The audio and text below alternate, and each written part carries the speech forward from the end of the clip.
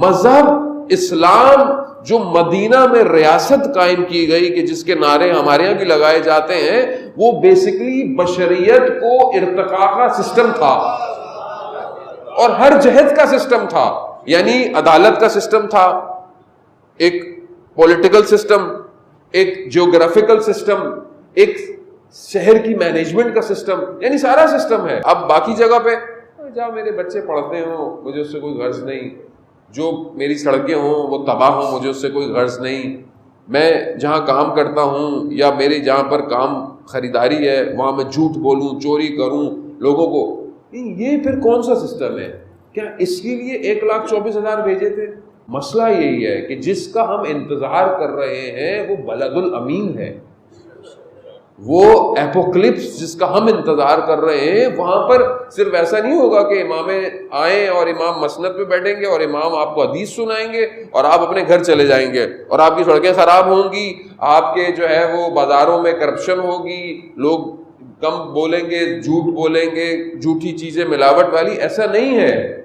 اسلام کی حاکمیت کا مطلب زندگی کے ہر زاویے پر اسلام حاکم ہوگا. ویسے بھی لوگ بہت سوال کرتے ہیں مولانا صاحب آخری زمانے کی نشانیاں بتائیے، یا مطلب ظہور ہوگا تو کیا ہوگا. مطلب کیونکہ انسان جستجو ہے، اچھی بات ہے، لیکن سننے اور بتانے سے فرق تبھی پڑے گا جب میں اس کی طرف حرکت کروں گا، جب میں موو کروں گا. یعنی ایک عورت سونا لے کر گزرے گی، دوسرا لالچ کی نگاہ سے نہیں دیکھے گا. یعنی کیا ہوگا؟ یعنی سیکیورٹی ہوگی. لیکن شہر کی سیکیورٹی کی وجہ پیش کیوں آتی ہے؟ جب انر پرابلم ہوتا ہے. لوگ چوری کیوں کرتے ہیں؟ جب نظام اقتصاد ان بیلنس ہوتا ہے، کسی کے گھر میں فاقے ہوتے ہیں، کسی کے گھر میں اسراف ہوتا ہے. اگر میں اچھا کھانا کھا رہا ہوں، 2 ڈشیں میری ٹیبل پر ہیں اور حالات ایسے ہیں کہ میں ایک کھا لوں ایک دے دوں، اسلام یہی ہے، یہی اسلام ہے. یہ تو نہیں ہے کہ صرف میں کھاتا رہوں اور دوسرا بھوکا مرتا رہے، پھر وہی ہے بے حسی ہے. عزیزان محترم، سید مہدی بحر العلوم کہ جو بہت بڑے عالم دین گزرے کہ جن کی امام زمانہ صلی اللہ تعالیٰ فرج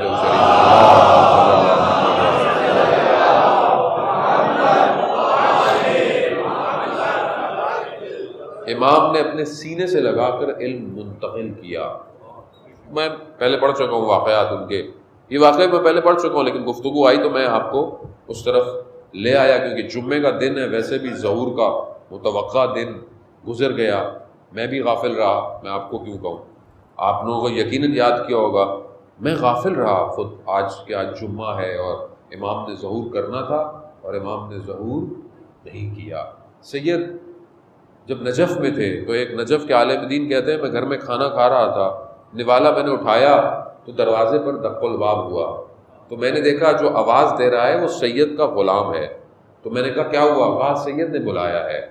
میں فوراً پہنچا. جیسی سید نے مجھے دیکھا کہا کہ تم عجیب شخص ہو، تمہارا ہمسایہ جو ہے وہ پچھلے کئی دن سے فاقے کر رہا ہے، کھجور کچھ دن سے وہ قرض کرتا تھا، اس کو کھجور قرض پہ لے کے آتا تھا، ادھار پہ لے کر آتا تھا، آج اس کو وہ بھی نہیں ملا اور تم کھانا کھا رہے ہو.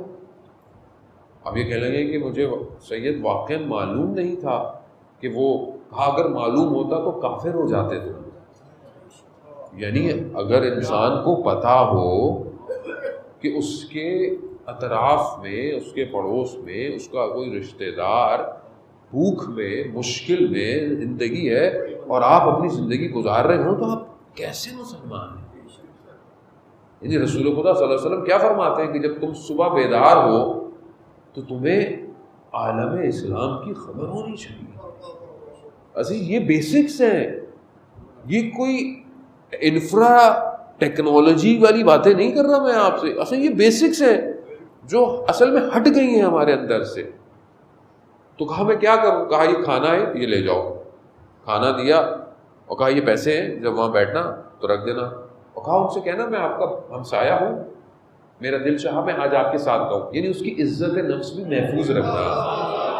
اللہ اکبر اللہ.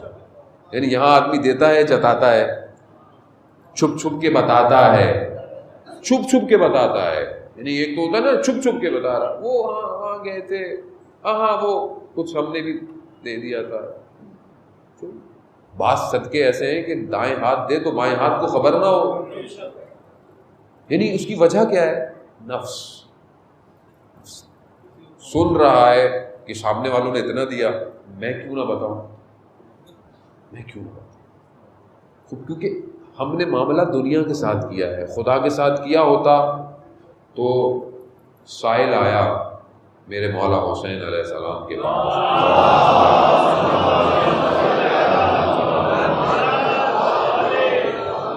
مانگا. امام گھر گئے، امام نے دروازے سے ہاتھ باہر نکال کے دیا، کہا لے جاؤ. پوچھنے والے نے پوچھا مولا سامنے سے کیوں نہیں دیا؟ کہا میں نہیں چاہتا تھا اس کی آنکھوں میں شرمندگی محسوس ہو. اللہ اکبر. یعنی تعلیمات دیکھ رہے ہیں آپ. پھر وہ گیا، کھانا لے کے گیا، کہا میں اپنا مسایا ہوں، میرا دل چاہ آپ کے ساتھ کھانا کھاؤں گا. جب اس نے کھانے کے تش سے اوپر سے وہ کپڑا ہٹایا، جب اس نے کھانا دیکھا اس نے کہا یہ کھانا کسی بڑے سید عرب کا ہے، یہ آپ کا کھانا نہیں ہے. کہا میں نہیں کھاؤں گا جب تک آپ مجھے کچھ بتائیں گے نہیں. ماجرا کیا ہے؟ کہا ایسا ایسا ہے، مجھے سید نے بھیجا. رونے لگ گیا شخص، کہہ رہا ہے کہ کچھ دن سے میرے یہاں فاقے تھے اور میں کھجور لے رہا تھا، آج دکان والے نے وہ بھی منع کر دیا، لیکن یہ بات میں جانتا تھا یا خدا جانتا تھا؟